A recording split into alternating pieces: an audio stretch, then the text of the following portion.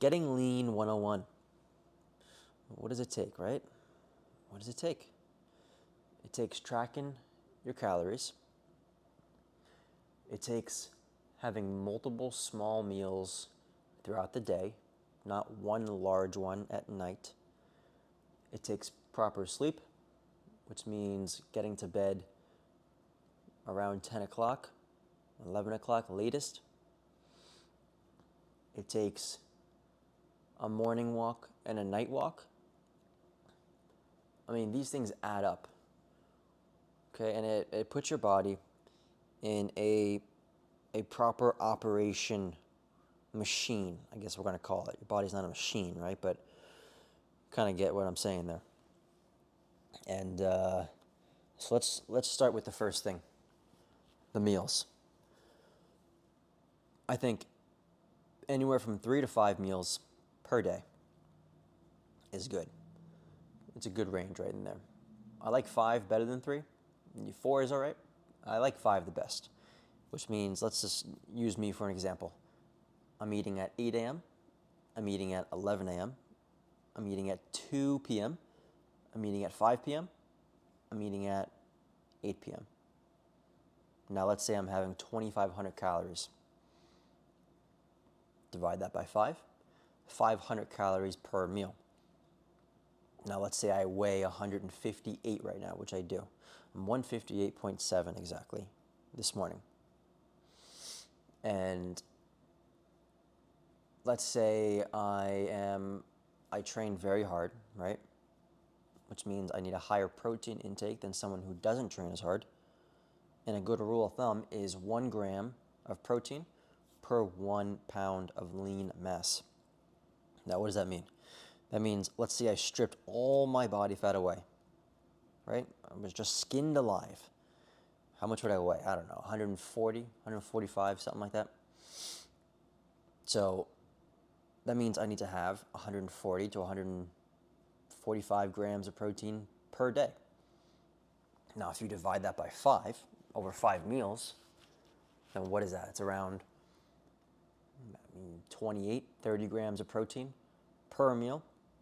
If you're having 5 meals, if I had 4 or 3, I need to increase my protein intake per meal because I have less opportunities throughout the day.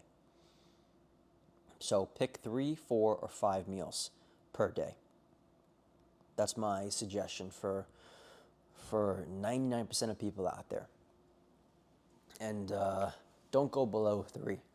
Don't have 2, and definitely do not have 1. That is not the most efficient way to build muscle and lose body fat, which is what all of us want to do. We all talk about toning and all these words, right? It comes down to losing body fat and building muscle. And all of a sudden, there's more definition, and you look better. And where was I? What was the...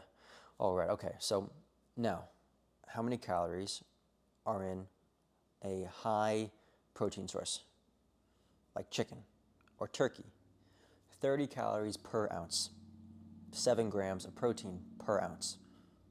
So if I'm going to have 4 ounces of turkey or 4 ounces of chicken, then that's going to put me at 28 grams of protein for that meal, because each ounce is 7 grams of protein. 4 ounces, 28 grams. If I was going to have beef, which is more like 50 calories an ounce, let's say that's 4 ounces, right? It's still 7 grams of protein per ounce. 7 times 4, 28 grams of protein. So there's going to be some protein in like your carbohydrate sources, but they're not complete. They're not complete proteins. They're incomplete. They don't have all 20 amino acids. So just imagine like you need all 20 to lock it. Like if you had 19, it's not going to fully lock. Or the key won't turn. You need all 20 and the key turns. Just imagine that. So you can combine food sources like rice and beans, and that'll get you 20. But the meat sources is the best way to get the highest amount of protein with the least amount of calories. So let's say it's 150 calories that I'm having, or 120 for the chicken or turkey. Let's say I was going to have 500 calories for that meal. I now have 380 calories left for the rest of whatever I want to eat. It just needs to be tracked. And if it was the beef, 200 calories, I have 300 calories left. So that's how that works.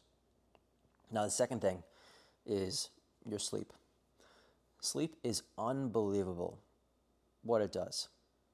Positive if you sleep enough, negative if you don't sleep enough. You just know right away, within seconds of waking up, you know if you're rested or not. You just know. And the way to become the most rested in the morning and have the best chance of having a very productive day and a highly driven day and a highly determined day is to get to bed early and to not use your phone or any electronic device at least an hour before bed. Now, is that doable for most? I don't know. So maybe 30 minutes. Just get off the devices, go wash your face, go take a shower. That's probably the best. Go for your walk, and then go to bed.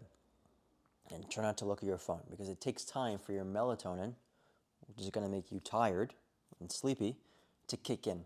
It doesn't just happen right away.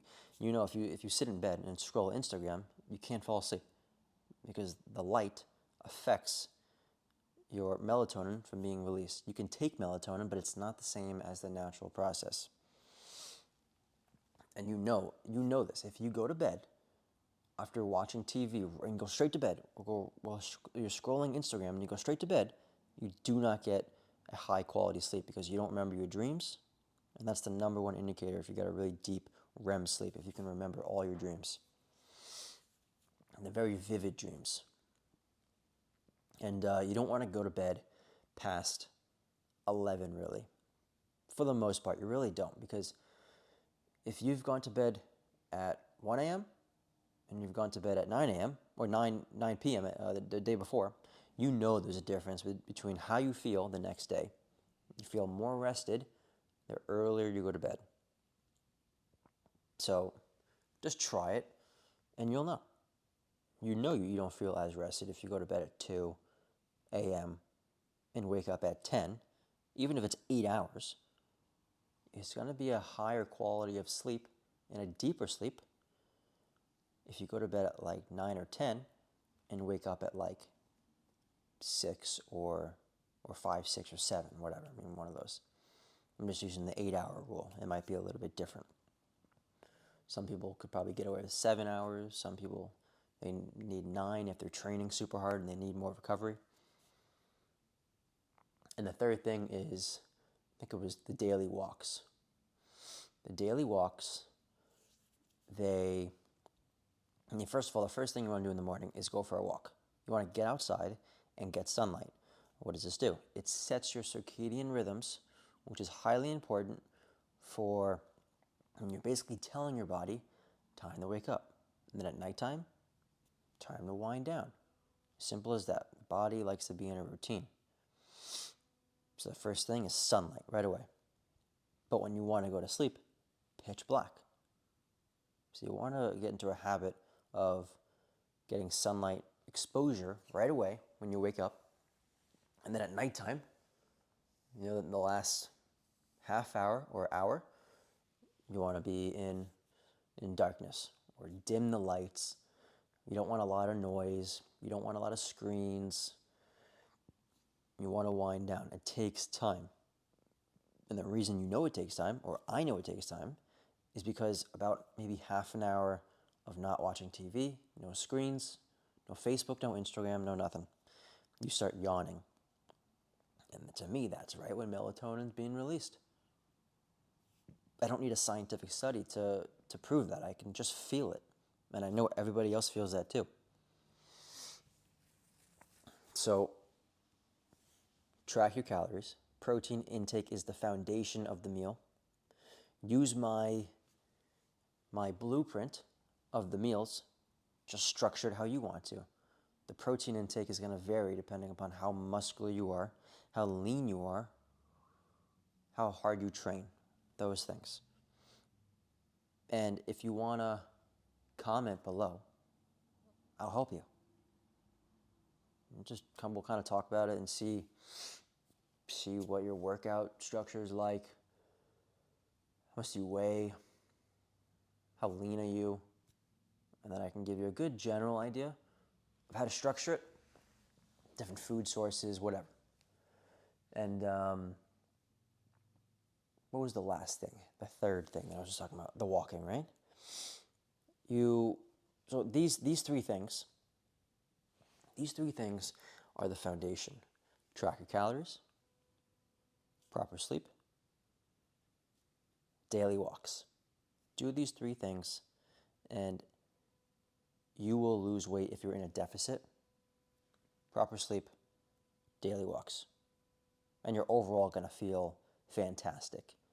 And your day is going to be set up to win.